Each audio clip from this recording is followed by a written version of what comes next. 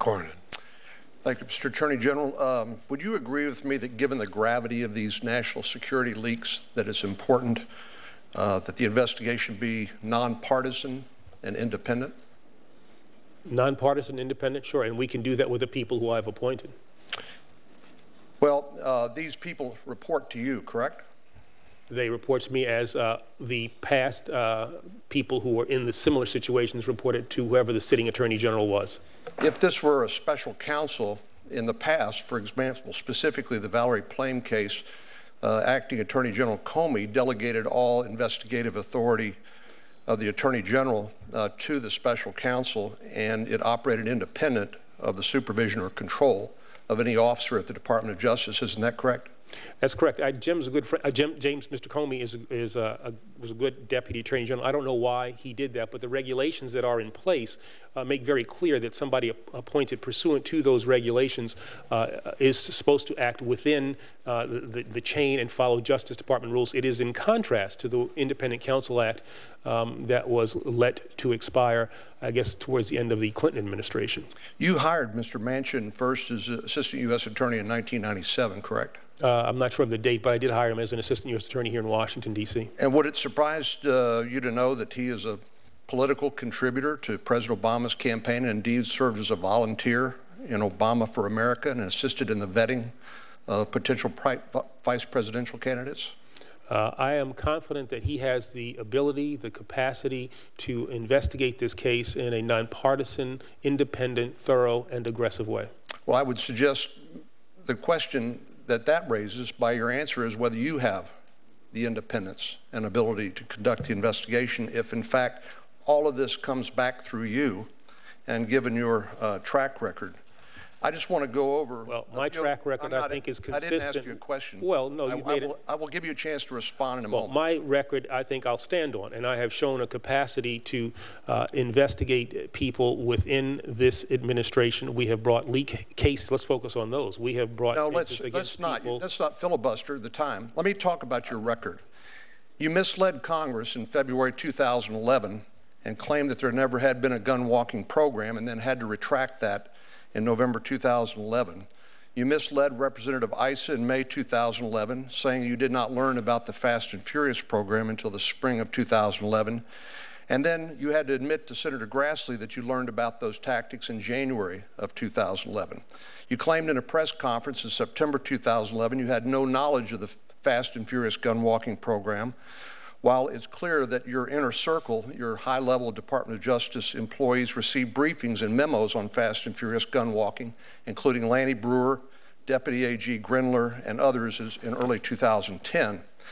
You claim that the Fast and Furious wiretap applications did not detail gun walking tactics. I've read them, Senator Sessions has read them, and Senator Grassley obviously has read them, yet they do raise plenty of details to raise a red flag about this tactic.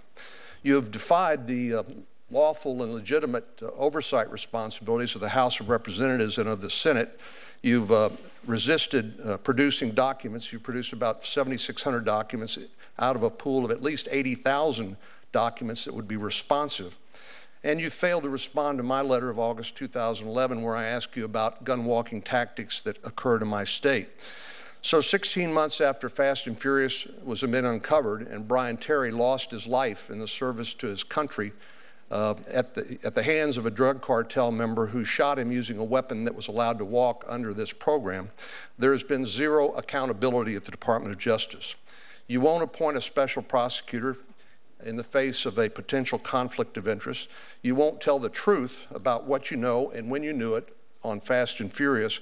You won't cooperate with a legitimate congressional investigation. You won't answer my questions about gun walking in Texas. You won't take any responsibility for the failures of your inner circle. And you won't acknowledge what your top aides knowingly misled Congress about over 8 months, and you won't hold anyone accountable. So, Mr. Attorney General, I'm afraid we've come to an impasse. The leaking of classified information represents a major threat to our national security, and your office faces a clear conflict of interest, yet you won't appoint a special counsel. You won't support a truly independent investigation, and you won't take the threat seriously. Meanwhile, you still resist coming clean about what you knew and when you knew it with regard to Operation Fast and Furious. You won't cooperate with the legitimate congressional investigation, and you won't hold anyone, including yourself, accountable. Your department blocks states from implementing attempts to combat voter fraud. In short, you violated the public trust, in my view, and by failing and refusing to perform the duties of your office. So, Mr. Attorney General, it's more with sorrow than regret, than anger, that I would say that you leave me no alternative but to join those that call upon you to resign your office. Americans deserve an Attorney General who will be honest with them. They deserve an Attorney General who will uphold the basic standards of political independence and accountability. You've proven time and time again, sadly, that you're unwilling to do so. The American people deserve better. They deserve an Attorney General who is accountable and independent. They deserve an Attorney General who puts justice before politics. And it's my sincere hope that President Obama will replace you with someone who is up to that challenge. Well, Mr. Attorney General, you certainly have the right to respond to that. The senator from Texas has accused you of perjury, which is a criminal offense.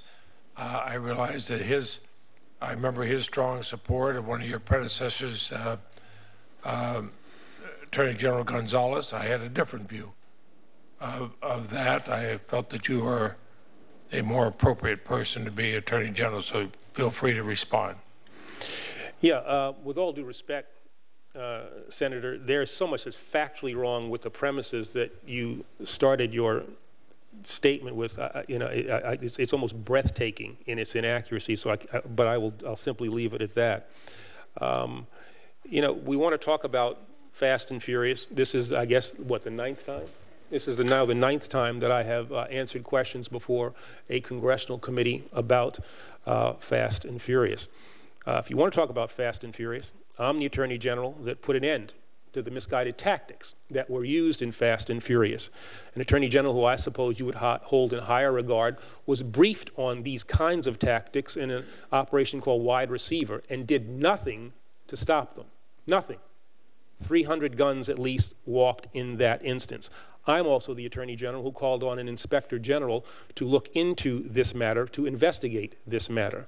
I'm also the Attorney General who made personnel changes at ATF and in the U.S. Attorney's Office that was involved, have overseen the changes of processes and procedures within ATF to make sure that this doesn't happen ever again.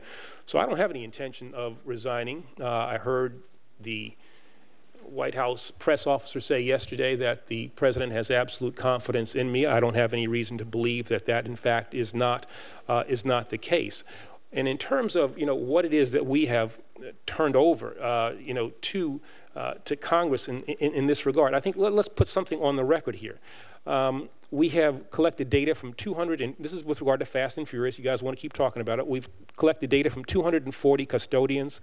We have processed millions of electronic records, looked at over 140,000 documents, turned over 7,600 pages over the course of 46 separate productions. We have made available people from the department at the highest levels to be interviewed.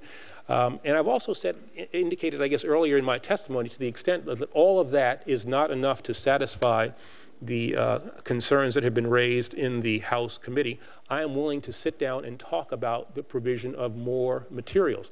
I have sent letters in that regard. The Deputy Attorney General has sent letters in that regard and have not had responses, which leads me to believe that the desire here is not for an accommodation, but for a political point making. And that is the kind of thing that, you and your side, I guess, have the ability to do if that's what you want to do. It is the thing that I think turns people off about Washington. While we have very serious problems, we're still involved in this political gamesmanship. Well, Mr. Attorney General, the problem we have is that you won't allow Congress to do its job when it comes to oversight, and you thwart a legitimate investigation into programs like Fast and Furious. And for example, you send a fallacious letter, a false letter, in February 2011 to this committee in response to Senator Grassley's inquiry, claiming that nothing like Fast and Furious existed, and that it took until November 2011 for you to send Lanny Brewer over here and apologize for misleading Congress during that interim. And finally, you refused to produce any documents that post-date that false letter of February 2011 to either the House or the Senate. So I'm happy to have a conversation with you about what the facts show at another time and another place, but I would stand on the record.